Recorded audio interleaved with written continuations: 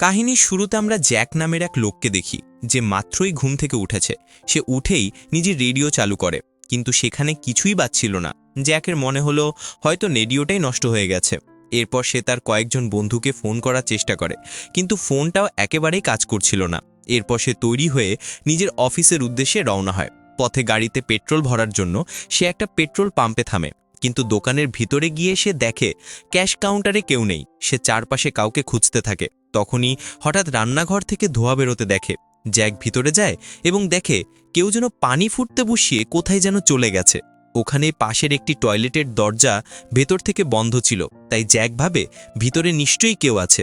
কিন্তু দরজা খোলার পর সেখানেও সে কাউকে পায় না। এরপর জ্যাক ওই জায়গা থেকে একটু দূরে যায় এবং দেখে পিছনের রাস্তাটা নয়, এই রাস্তাতেও কেউ নেই।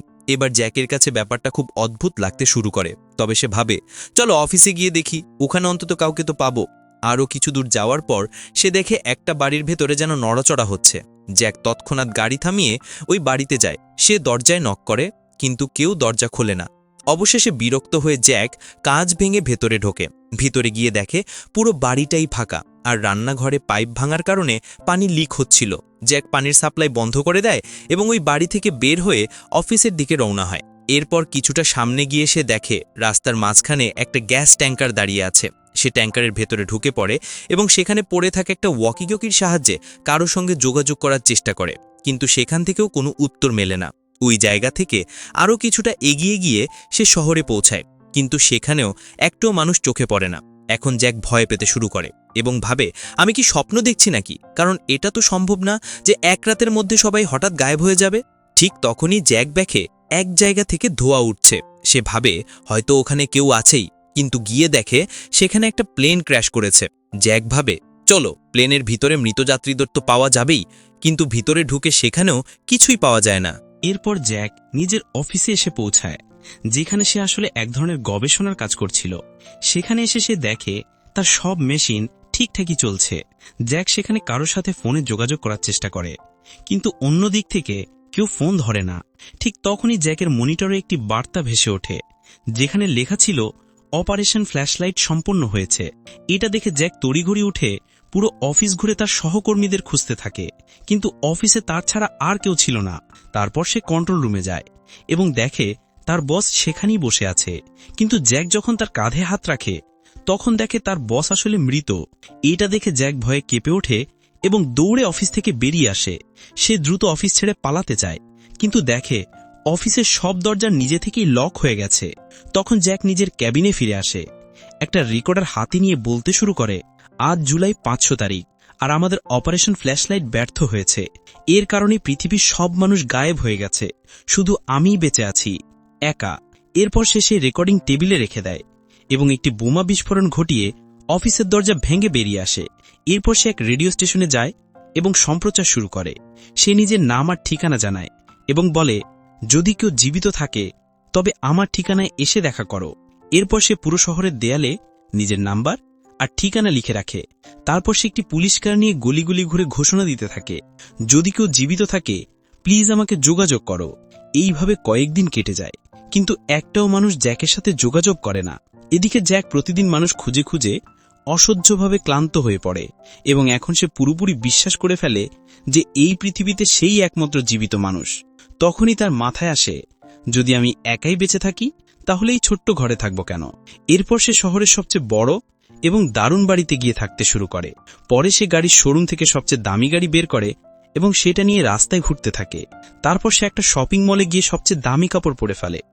এসব করতে তার ভীষণ মজা লাগছিল, কিন্তু কিছুদিন যেতে না যেতে সে এসবেও বিরক্ত হয়ে পড়ে। আরও কয়েকদিন কেটে যায় এবং জ্যাকের মানসিক অবস্থা খারাপ হতে শুরু করে। সে পুরুষদের বদলে মহিলাদের পোশাক পরা শুরু করে। এরপর সে প্রেসিডেন্টের বাড়িতে যায় এবং তার বারান্দায় দাঁড়িয়ে বক্তৃতা দিতে শুরু করে। এরপর সে একটি শটগান নিয়ে একটি গির্জায় ঢোকে এবং সেখানকার যিশুর মূর্তিকে গুলি করে ভেঙে ফেলে। এরপর সে একটি বিশাল ট্রাক নিয়ে পুরো শহরের দোকানপাট ভাঙচুর করতে শুরু করে। এখন একা একা থাকতে থাকতে জ্যাক পুরোপুরি পাগল হয়ে গিয়েছিল, তাই সে নিজের জীবন শেষ করার কথাও ভাবতে শুরু করে। কিন্তু হঠাৎ সে মত পাল্টে নেয় এবং সিদ্ধান্ত নেয় এখন থেকে সে জীবনকে উপভোগ করবে। এরপর সে সমুদ্রের পানিতে গিয়ে সাঁতার কাটে, তারপর আবার নিজের বাড়িতে ফিরে আসে, যেন সে নতুন করে জীবন শুরু করতে চলেছে। একদিন যখন সে বাড়িতে ফিরে আসে তখন কিছু শব্দ শোনে। সে দেখে সেখানে একটি মেয়ে দাঁড়িয়ে আছে যে তার দিকে বন্দুক তাক করে রেখেছে। মেয়েটিকে দেখে জ্যাক ভীষণ খুশি হয়ে যায় এবং তাকে জড়িয়ে ধরে, কারণ এতদিন পর সে অবশেষে একজন মানুষ দেখতে পেল। অন্যদিকে মেয়েটিও জ্যাককে দেখে খুব খুশি হয়। এরপর মেয়েটি নিজের নাম বলে, জেনি। সে বলে, এক সকালে যখন আমি ঘুম থেকে উঠলাম দেখি সবাই গায়েব।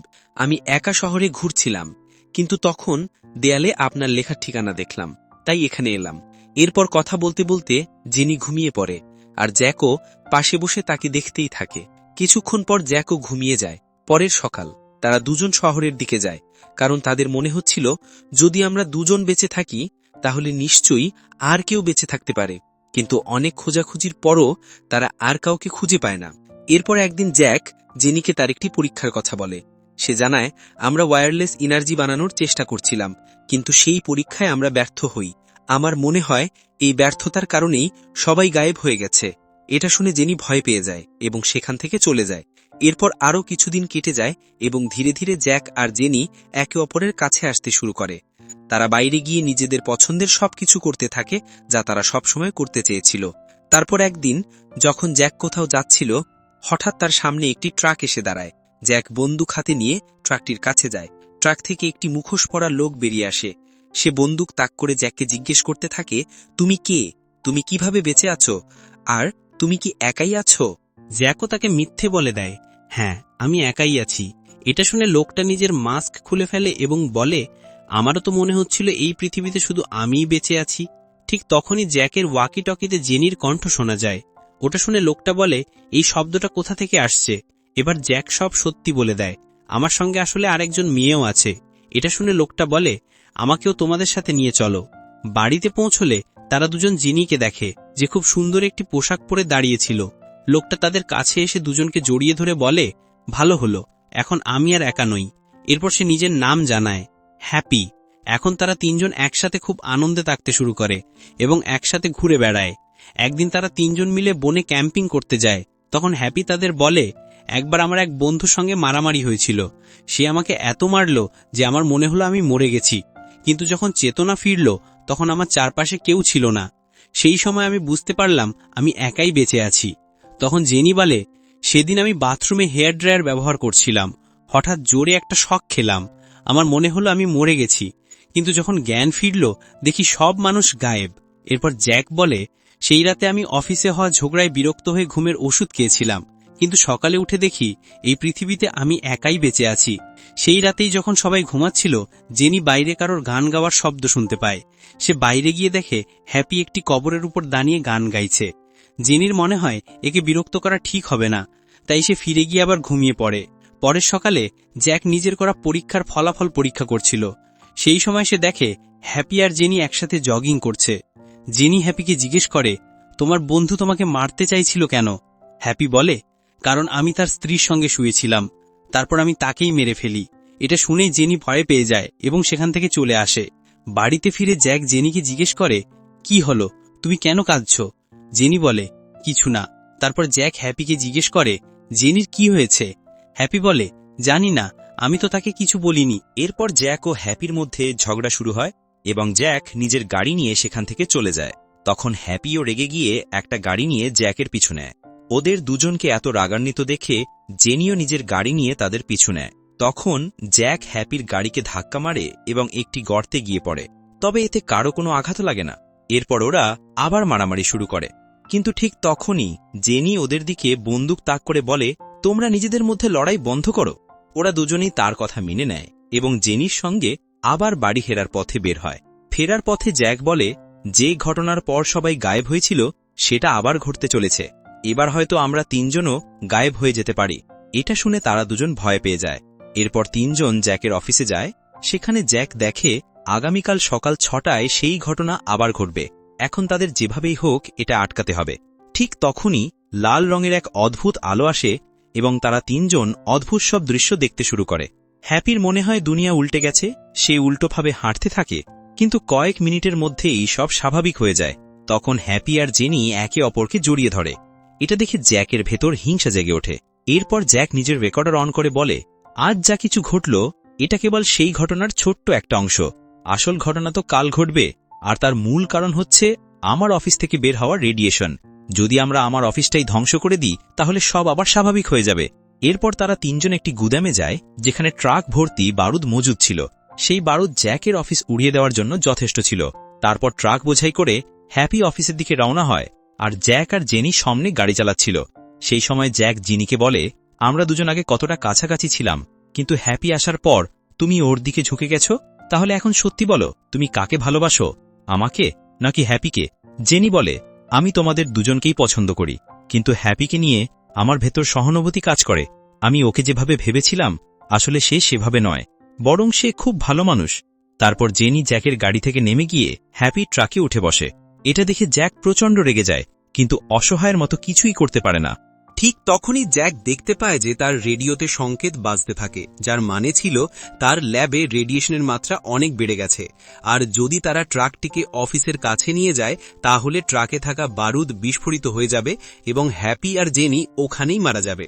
এবার জ্যাক দ্রুত হ্যাপিকে এই কথা বোঝানোর চেষ্টা করে, কিন্তু হ্যাপির মনে হয় হয়তো জ্যাক ওর প্রতি হিংসা করছে, তাই সে নিজের রেডিও বন্ধ করে দেয়। তখন জ্যাক নিজের গাড়ি এনে হ্যাপির ট্রাকের সামনে দাঁড় করায় এবং ওদের বলে, তোমরা কি পাগল হয়ে গেছো নাকি? এখন আমার অফিসের রেডিয়েশন লেভেল ভীষণ বেশি, যদি আমরা ট্রাক নিয়ে সেখানে যাই তাহলে তোমরা দুজনেই মরে যাবে। এরপর তারা তিনজন অফিস থেকে দূরের একটি টাওয়ারে যায়। সেখানে জ্যাক বলে, আমাকে শহরে গিয়ে কিছু জিনিসপত্র আনতে হবে, যার সাহায্যে আমরা এই ট্রাকটিকে ড্রাইভার ছাড়াই অফিসের কাছে পৌঁছে দিতে পারবো। এটা বলে সে ওদের ওখানে রেখে গাড়ি নিয়ে শহরের দিকে রওনা হয়। ওদিকে হ্যাপি আর জেনি আর নিজেদের সামলাতে পারে না, তাই তারা দুজনে ঘনিষ্ঠ হয়ে যায়। কিছুক্ষণ পর তারা বাইরে তাকিয়ে দেখে ওখানে জ্যাক আছে, যে নিজেই ট্রাকটি অফিসের দিকে নিয়ে যাচ্ছে। আসলে জ্যাক নিজেকেই সবকিছু দায়ী মনে করে এবং ভাবে যে তার কারণেই সবাই মারা গেছে, তাই সে নিজের প্রাণ দিয়ে হলেও হ্যাপি আর জেনিকে বাঁচাতে চায়। এরপর সে ট্রাকটিকে সোজা অফিসে ঢুকিয়ে দেয়। ঠিক তখনই একটি ভয়ঙ্কর বিস্ফোরণ ঘটে, কিন্তু হঠাৎ আবার সেই লাল আলো দেখা দেয়, আর আমরা দেখি জ্যাক এখন আর ওখানে নেই, সেই কোনো এক অন্য জায়গায় চলে এসছে। সে দেখে সে একটি সমুদ্র সৈকতে আছে এবং তার চারপাশে আর কেউ নেই। আর বন্ধুরা, এর সাথেই এই গল্প এখানেই শেষ হয়ে যায়।